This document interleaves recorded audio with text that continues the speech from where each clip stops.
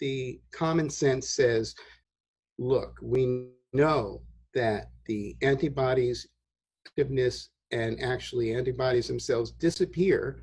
On the short IgM antibody, it doesn't even last 30 to 50 days.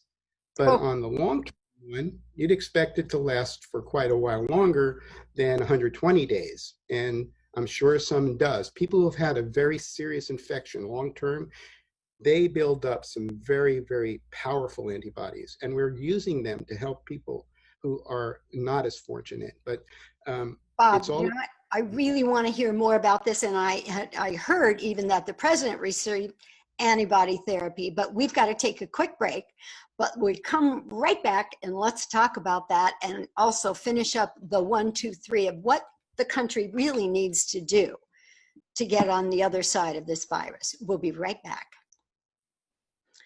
All right, Bob, if you're ready, I'm ready. I'm so excited about what you're saying. I want to hear what's next. All right, here we go.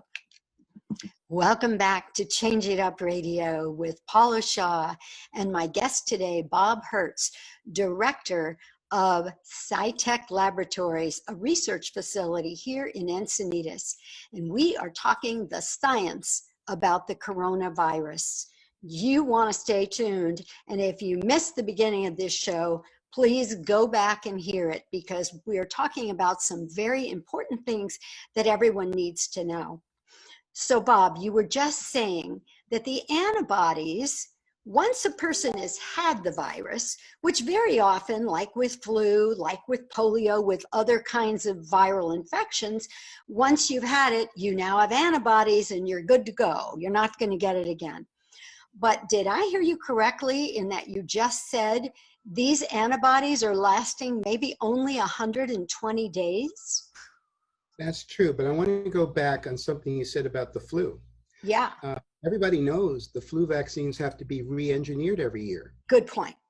So even this one would probably need to be re-engineered. But at this point, we have a bigger problem because the immunity does not last as long as we hoped it would.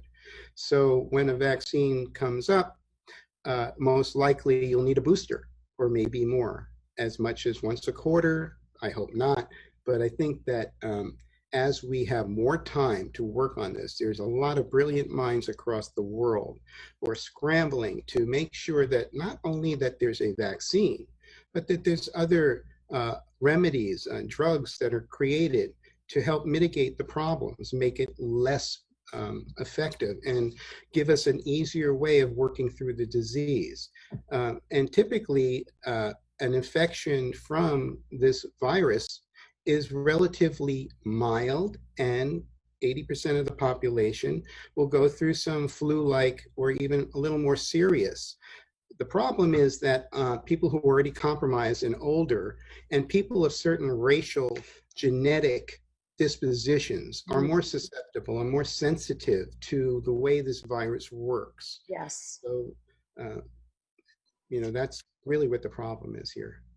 You know, one of the things that I was told a couple of weeks ago in my interview with Dr. Ken Redcross was that they're finding out that people who have high levels of vitamin D or have stronger immune systems and are doing better if they get the virus, they're not dying. Have you heard anything about that? Well, vitamin D is very important, and exposure to sunlight along with it.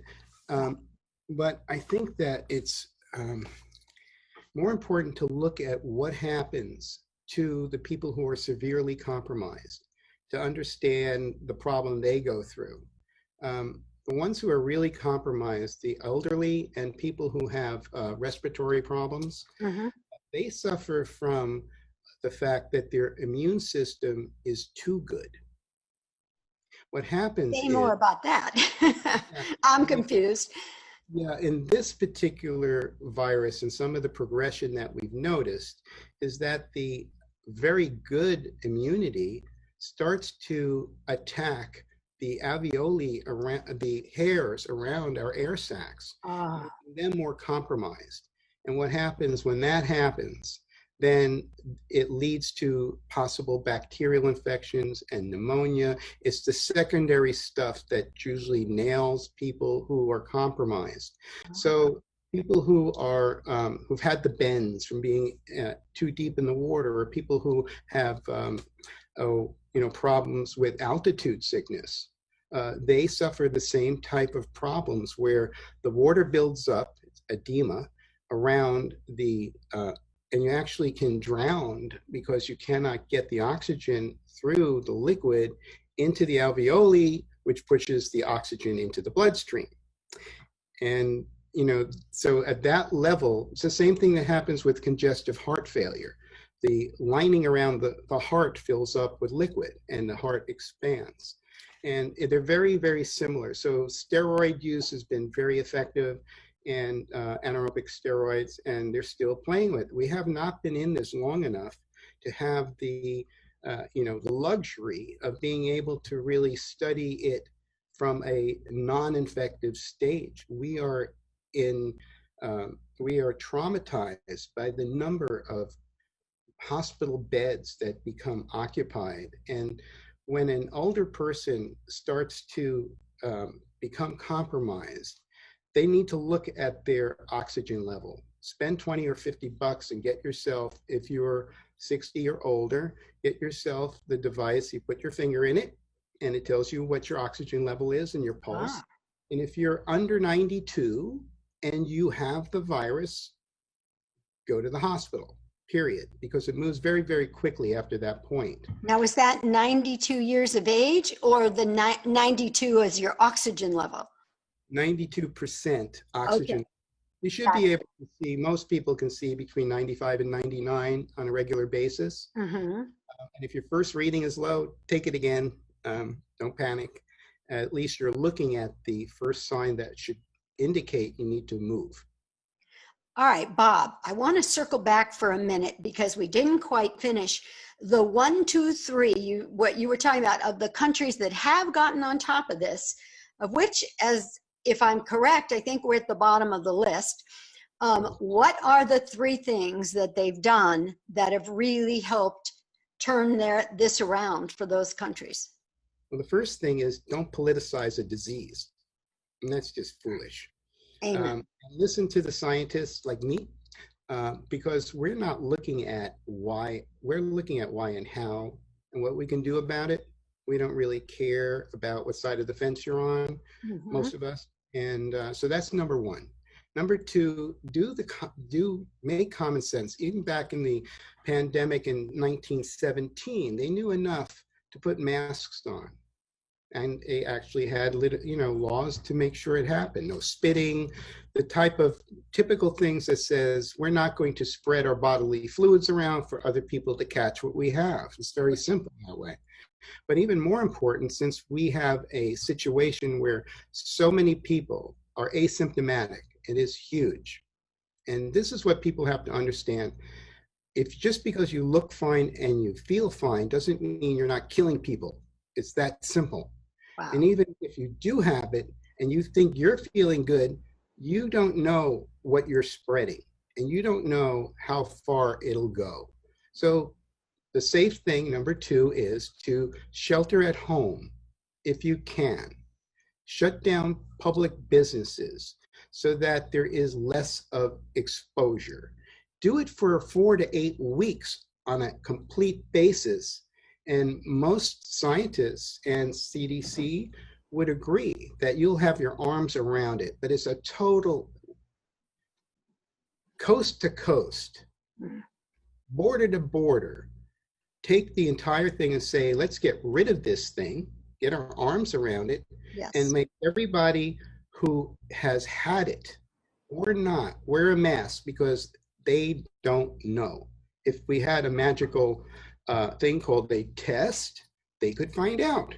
But we have been shorted on the tests, regardless of what has been told to you in the news. I work with first responders in Phoenix and in New York who are dealing, I deal with researchers who deal with first responders in both Phoenix and New York. And they need to be tested every day to realize back out. They don't want to help somebody who has it and then the next day give it to someone else. So testing is so critical. And, statements like do less testing are more or less saying do more killing. It's really simple because we do have the numbers now to show that the percentages of, people who are exposed and how quickly they are compromised and end up dying. So let's talk a little bit about this mask thing, because there are people who are saying it violates their civil liberties. Some people are marching. It's become politicized, which I think is a damn shame. But tell us the science behind masks. Do they really do anything? It's very simple. You're stopping the people who have the infection, the ones who know it and the ones who don't know it, from breathing into the air.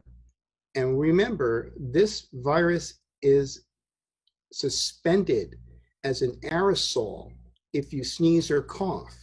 So if you're sure you will never sneeze or cough and you won't even breathe out hard, don't wear a mask. But that's kind of foolish because there's no way to really see what's going on from an oversight perspective unless everybody does it. It's not about wearing a mask for yourself. It's not about what side of the political fence you're on. It's because you don't want to spread it if you don't know you have it.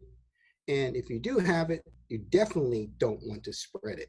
Just take a look at what happens when somebody who is asymptomatic comes back into the household and gives it to everyone. And it's happening every single day. Well, and it seems that it's happening in the White House. That obviously must be what the situation is. Even though the president feels better, according to what you've taught us, 40 days, he's still able to infect people if he's not wearing a mask, correct? He's not even there yet. First of all, what he has is less than 2 weeks old. So the bottom line is he's still shedding it whether he admits it or not. That's the fact. So if he tests where he does not have the virus anymore, he's clear of the infection. Right. Then, as I said earlier, the live virus can still be resident in his nasal cavity or the back of his throat. I'm not saying that's the case or even a lot of the case, but we do know it is some of the case. Even if it's rare, it means that you don't know this is over and you still can infect people even a month after you are free of symptoms.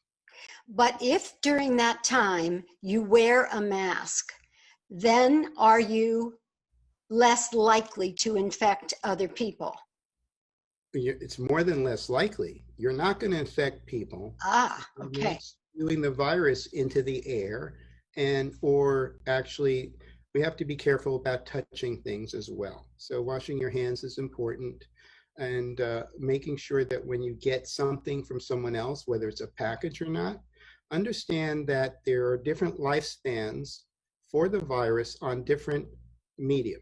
So Bob, we're going to have to take a quick break. I'm so sorry, but we'll be right back and we'll pick up right here.